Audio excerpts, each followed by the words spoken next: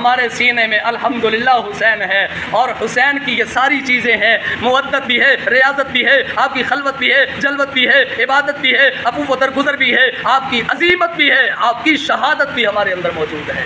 الحمدللہ ہم ان ساری چیزوں پہ عمل کرنے والے ہیں۔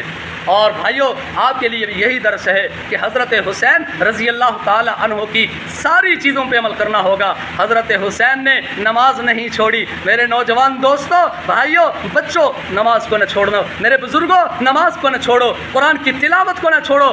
آج ہم نے قرآن کی تلاوت کو چھوڑ دیا ہے۔ میں عرض کروں، برا نہ محسوس کیجیے گا، یہ اسمارٹ فون ہمارا ٹوٹ جائے، یہ اسمارٹ فون ہمارا ٹوٹ جائے، سامنے آ گیا، مثال دے دوں اسی کی، یہ ٹوٹ جائے تو ہمیں بڑی تکلیف ہوتی ہے، بڑا دکھ ہوتا ہے، بڑا صدمہ ہوتا ہے، بڑی آوازاری ہوتی ہے، بڑی پریشانی ہوتی ہے، ٹینشن میں آ جاتے ہیں، ڈپریشن کا شکار ہو جاتے ہیں۔ میرے بھائیوں، نماز ٹوٹ جائے، فرض رہ جائے تو تب بھی پریشان ہو جایا کرو، قرآن کی تلاوت رہ جائے پھر بھی پریشان ہو جایا کرو، سبحان اللہ، الحمدللہ، اللہ اکبر کی تسبیح رہ جائے پھر بھی پریشان ہو جایا کرو، استغفر اللہ کی تسبیح رہ جائے پھر بھی پریشان ہو جایا کرو۔ میرے بھائیوں، کسی سے بد اخلاقی ہو جائے پھر بھی پریشان ہو جایا کرو۔